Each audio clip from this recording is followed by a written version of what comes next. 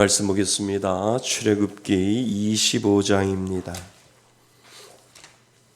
출애굽기 25장 1절로 22절까지 말씀 보겠습니다. 출애굽기 25장 1절로 22절까지 보셔야 되는데요. 22절까지 우리가 한 절씩 교독하겠습니다. 구약성경 120쪽에 있습니다. 출애굽기 25장 1절로 22절까지 말씀입니다. 한 절씩 교독합니다. 여호와께서 모세에게 말씀하여 이르시되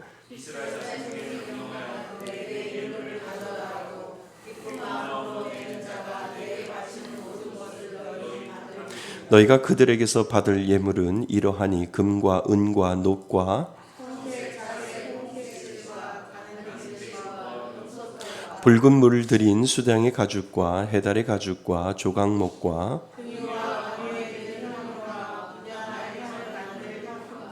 호마노며 에봇과 흉패와 물릴 보석이니라. 물은 내가 네게 보이는 모양대로 장막을 짓고 기구들도 그 모양을 따라 지을지니라.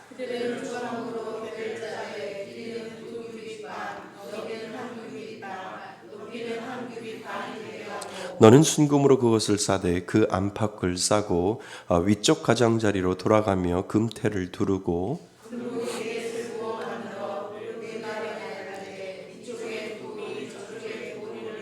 조각목으로 채를 만들어 금으로 싸고 채를 꾀의 고리에 꿰인 대로 두고 빼내지 말지며 순금으로 속죄소를 만들 때 길이는 2규빗 반, 너비는 1규빗 반이 되게 하고 한 그룹은 이 끝에 또 한 그룹은 저 끝에 곧 속죄소 두 끝에 속죄소와 한 덩이로 연결할지며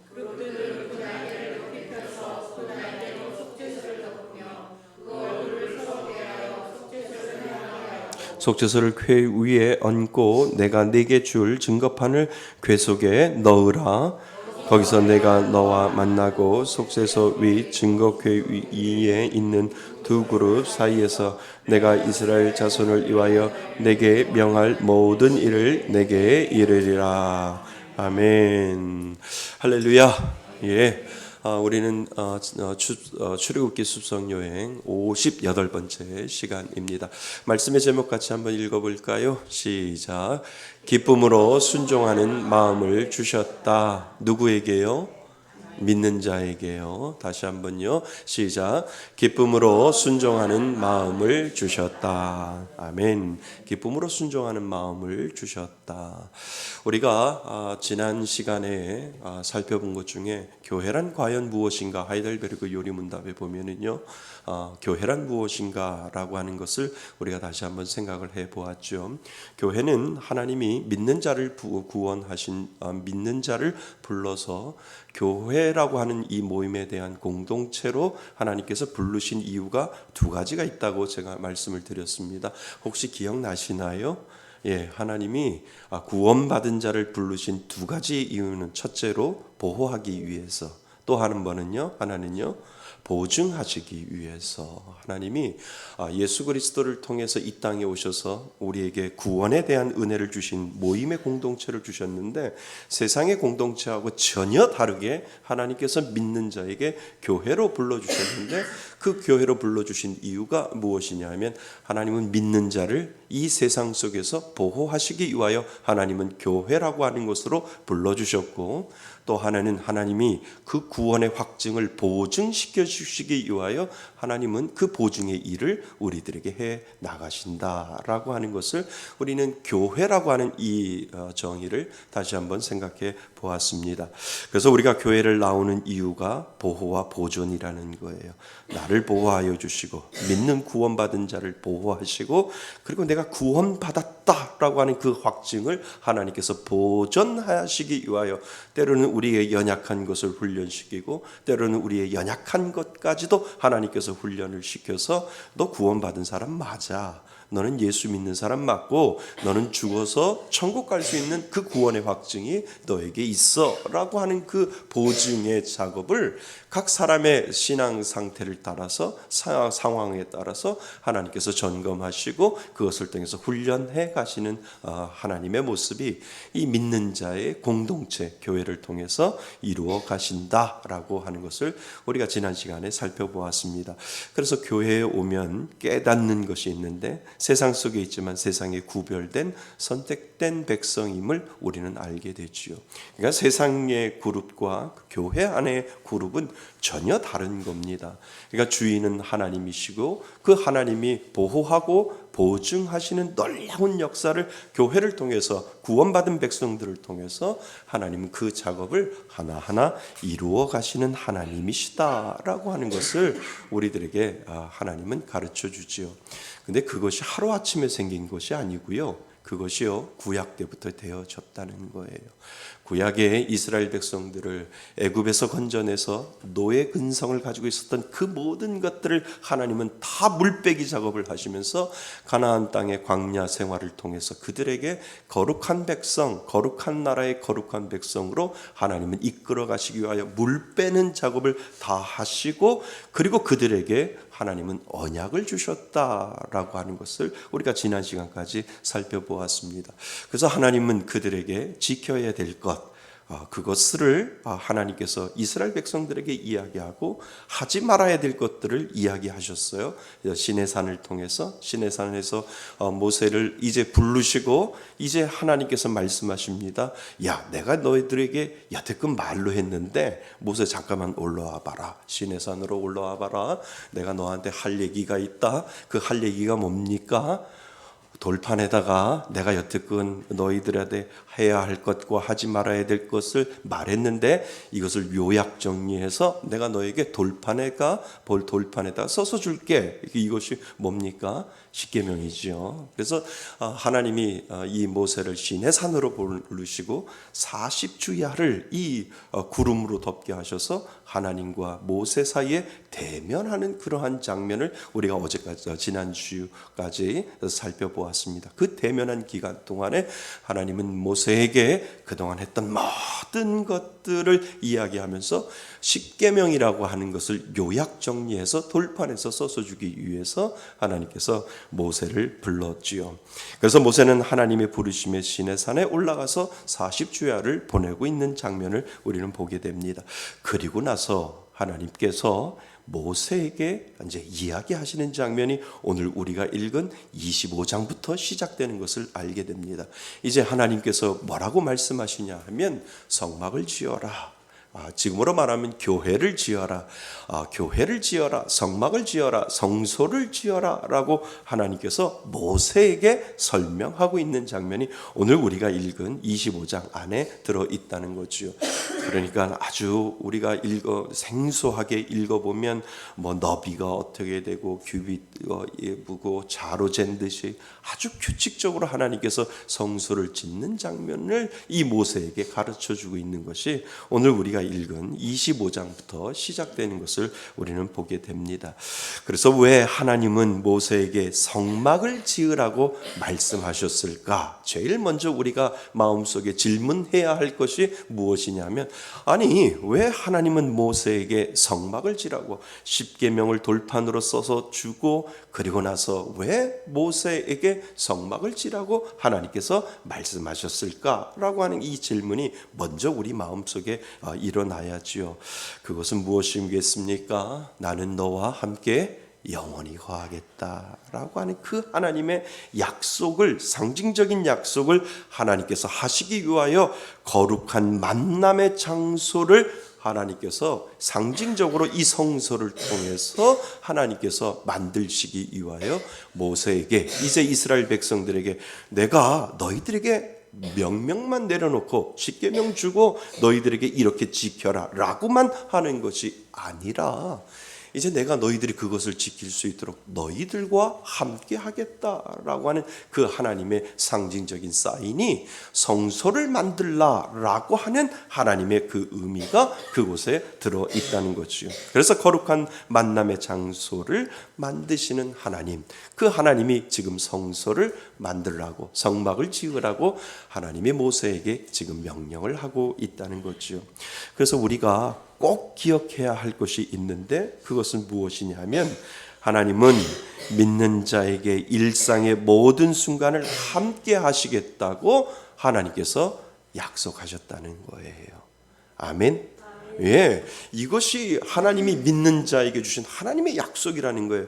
내가 너에게 모든 것을 줄 텐데 그냥 너희들에게 지키라고 얘기하는 것이 아니라 이제 내가 너에게 함께 하겠다라고 하는 그 약속을 하나님은 믿는 자에게 하고 계신다라고 하는 거지요.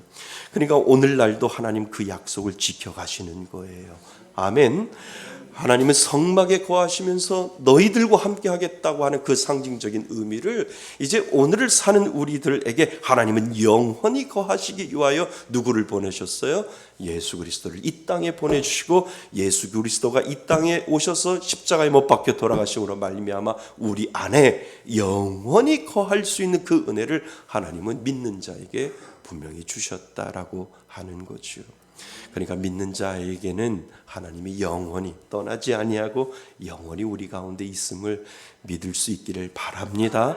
내 마음이 하나님을 떠난 것이 하나님은 우리를 떠나지 아니하고 성막에 거하겠다고 이 땅에 내려오셔서 이 하나님이 약속해 주셨던 그 약속은 믿는 자들이 2000년이 지나고 몇천 년이 지나도 하나님은 동일하게 내가 너와 영원히 forever 영원히 너희들과 함께 하겠다고 하는 그 약속을 예수 그리스도를 통해서 오늘도 우리들에게 지켜가시는 분, 그분이 바로 우리 하나님이신 줄 믿습니다.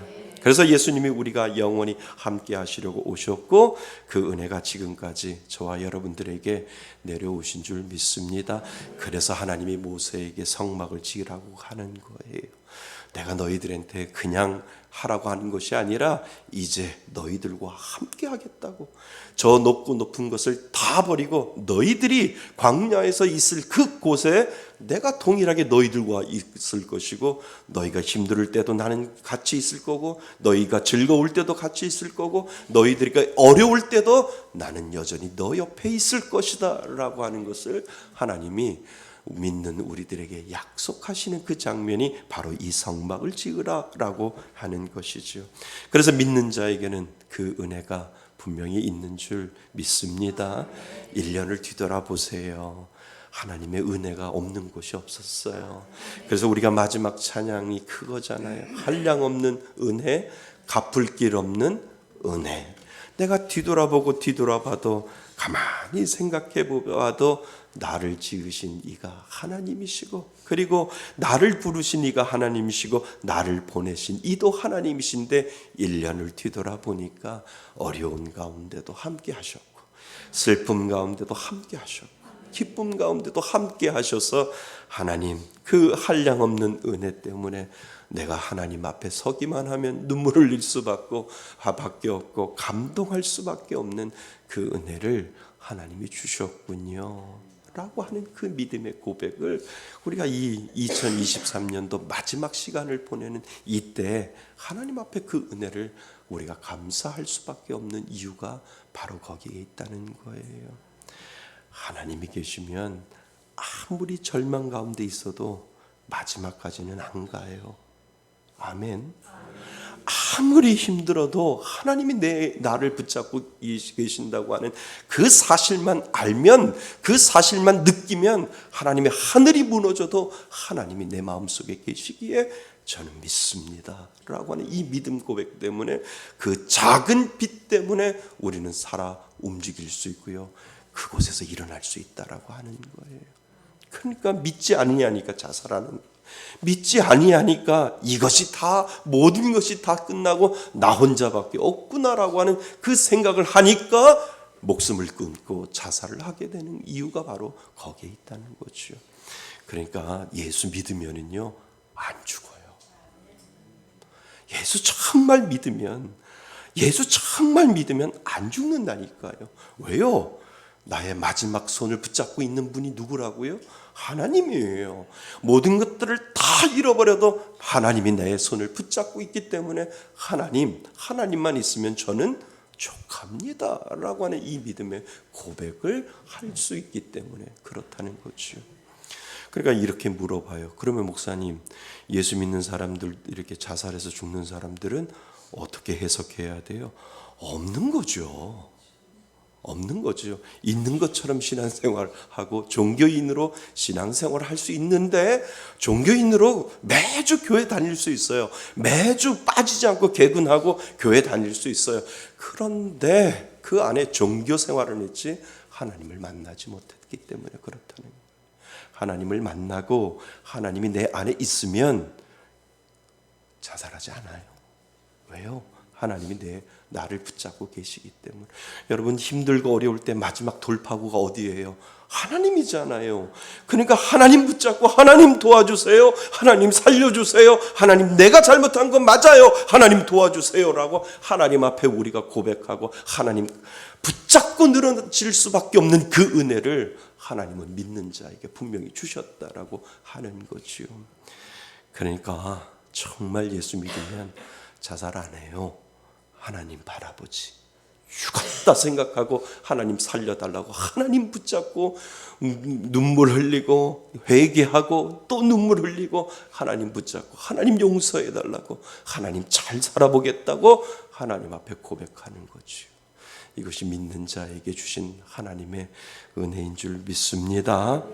그러면 그 은혜를 아는 자에게는 무엇이 그 마음 가운데 있을까? 하나님은 그것을 오늘 우리들에게 가르쳐주고 있습니다. 그러니까 하나님이 믿는 자에게 주신 은혜가 나와 함께 하시겠다고 하나님께서 말씀하셨는데, 그 말씀하는 것이 그 은혜를 아는 자에게는 무엇이 그 마음을 자리 잡고 있을까? 라고 하는 것을 우리가 생각해 볼 필요가 있다는 거지요. 그것이 뭔지 아세요? 기쁨으로 순종하는 마음이 있는 거예요.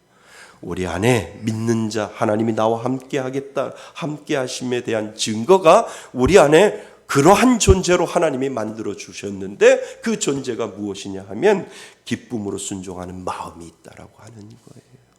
자, 우리가 아까 읽었던 25장 말씀 보세요. 하나님께서 성소를 이야기하시면서 이러한 이야기를 하십니다. 자, 2절 말씀 같이 한번 읽어보겠습니다. 2절입니다. 시작.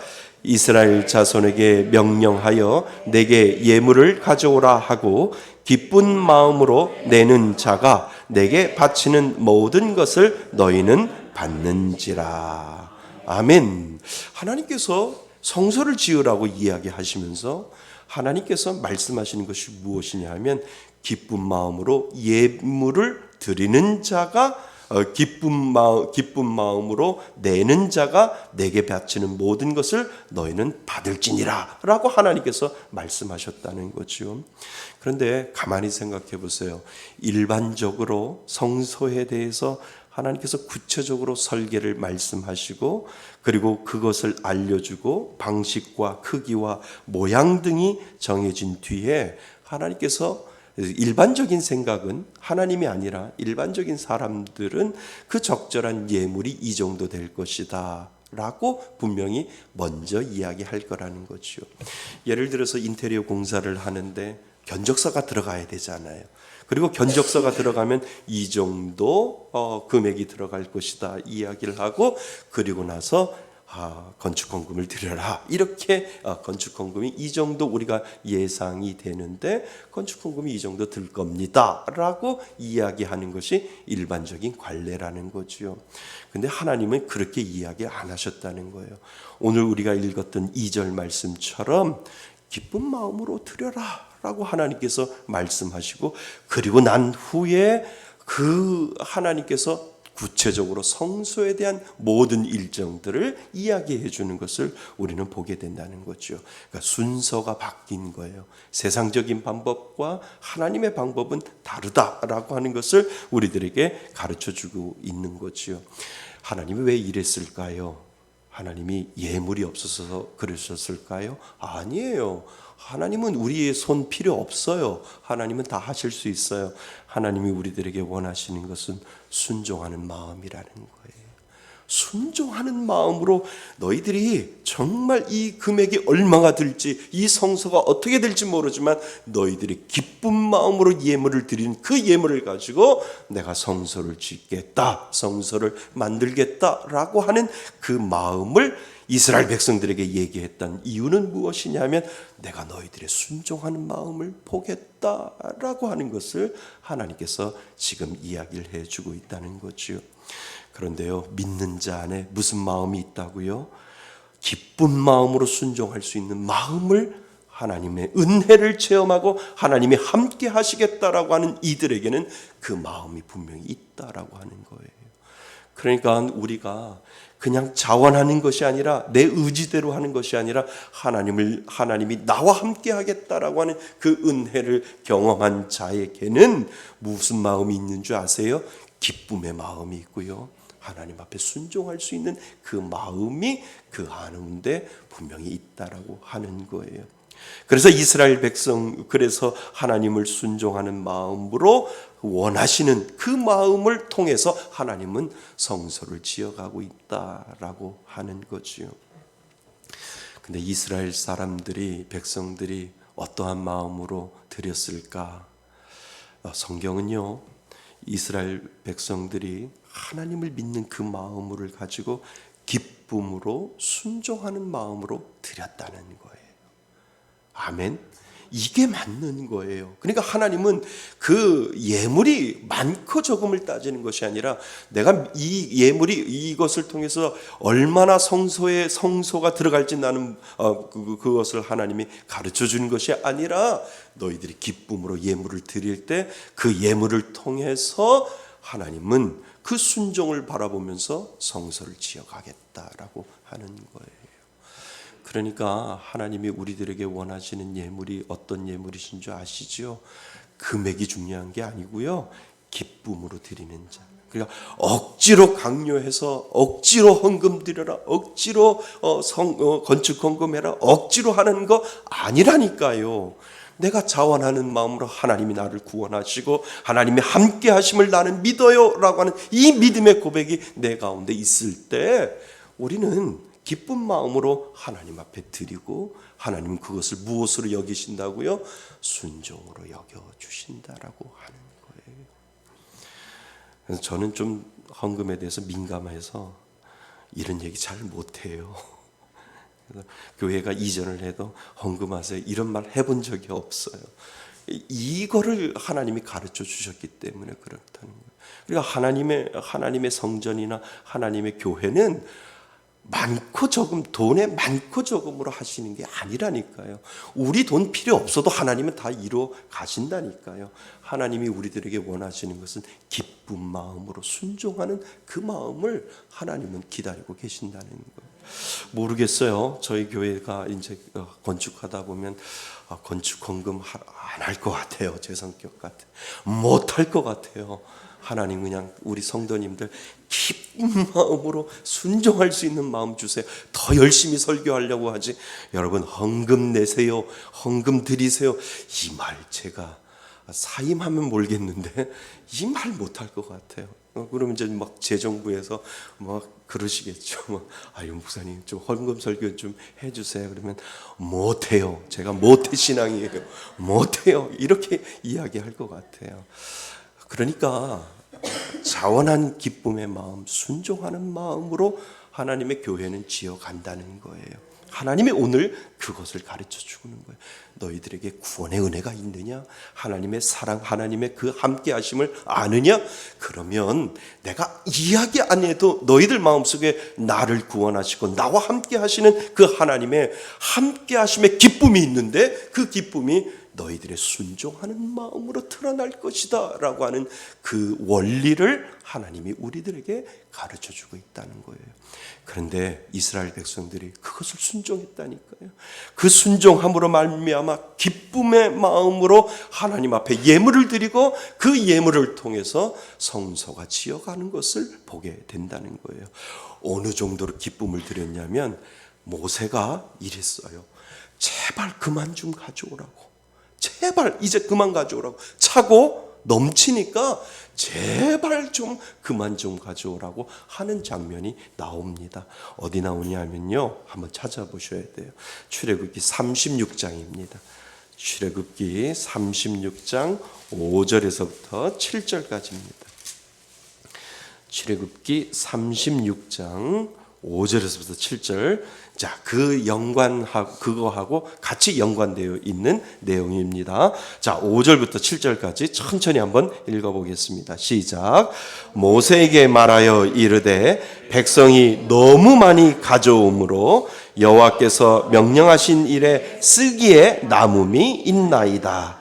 모세가 명령을 내림에 그들이 전종에 공포하여 이르되 남녀를 막론하고 성소에 드릴 예물을 다시 만들지 말라 하매 백성이 가져오기를 그치니 있는 재료가 모든 일을 하기에 넉넉하여 남음이 있었더라. 아멘.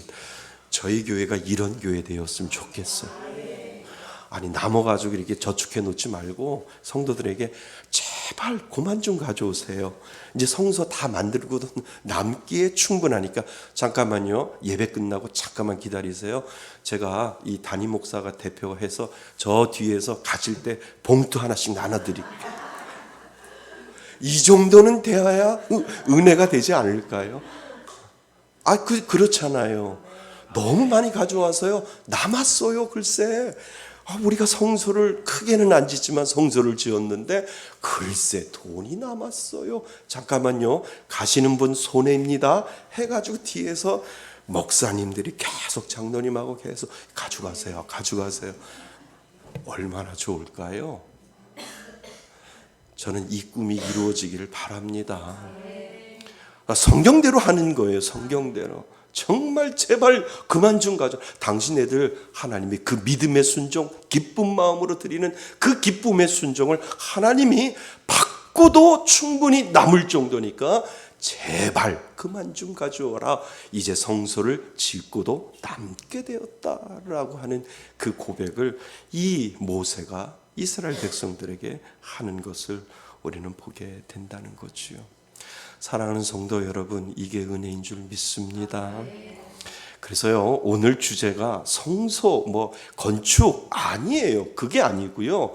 하나님은 믿는 자와 함께 하시겠다고 하는데 그 예로 너희들이 성막을 짓는데 너희들이 기쁨으로 순종하는 것을 내가 보겠다라고 하는데 믿는 자 안에 그 기쁨의 순종의 은혜가 분명히 있다는 거예요. 이것을 우리는 얼마나 드러내면서 살고 있는가라고 하는 것을 지금 물어보고 있다는 거죠.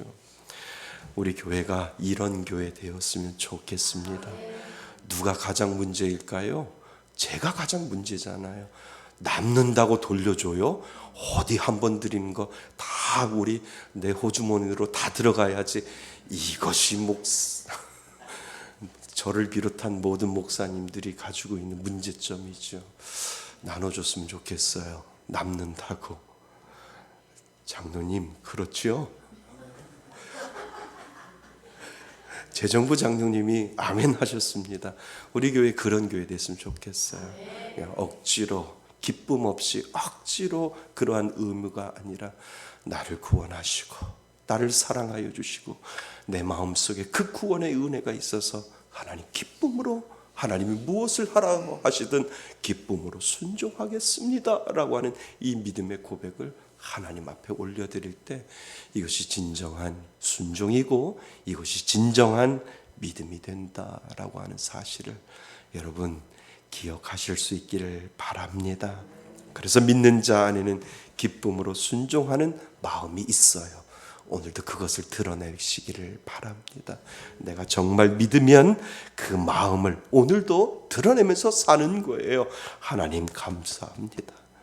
이 땅을 살아갈 때 잠시 낙은 순례자의 삶으로 살아가는데 하나님 나에게 이 구원의 은혜를 주시기 위하여 하나님 영원토록 내 가운데 거하시겠다고 말씀하셨사오니 하나님 이 은혜만으로도 저는 족합니다. 기쁨으로 순종하며 살겠습니다 라고 하는 이 믿음의 고백을 하나님 앞에 올려드릴 수 있기를 바랍니다. 1년을 이제 마감하지 않나요? 여러분들은 얼마나 기쁨으로 순종했는지요? 그냥 말씀이 말씀으로 듣는 것에서 끝났는지요? 아니면 하나님이 주신 그 말씀이 하나님 기쁨으로 순종하겠습니다. 세상의 어떠한 것보다도 나를 구원하여 주시고 나와 함께 하시겠다고 하는 그 은혜가 저를 충만하게 만들어 주셨사오니 하나님 오늘도 그 은혜에 만족하며 살아가겠습니다. 이 믿음의 고백을 얼마나 여러분들은 하고 있는지요? 한 해를 뒤돌아보면서 우리는 그것을 하나님 앞에 기도하셨으면 좋겠습니다. 하나님, 나에게 부족한 부분들, 나에게 연약한 부분들 다시 한번 생각하게 하셔서 내년에는 더욱더 하나님이 나를 구원하여 주시고 예수 믿어질 수 있는 은혜를 주신 것 그 하나만으로도 하나님 앞에 기쁨으로 모든 것들을 순종하며 살아갈 수 있는 그 은혜를 하나님 저에게 주옵소서. 이 믿음의 고백을 하나님 앞에 올려드릴 수 있기를 바랍니다. 그래서 올해보다도 내년보다도 더 날이 가면 날이 갈수록 주님 앞에 갈 시간이 가까우면 가까울수록 하나님 그 은혜로 하나님만을 바라보며 하나님 기쁨으로 순종하며 살겠습니다 라고 하는 그 믿음의 고백을 하나님 앞에 올려드릴 수 있기를 바랍니다. 여러분들 안에 기쁨으로 순종하는 마음을 주신 줄 믿습니다. 우리 한번 제목 다시 한번 읽으시고요. 우리 기도의 자리로 나갔으면 좋겠습니다. 자, 한번 읽겠습니다. 시작. 기쁨으로 순종하는 마음을 주셨다. 아멘. 이 은혜로 살아가시는 저와 여러분이 되시기를 주님의 이름으로 축원드립니다. 아멘.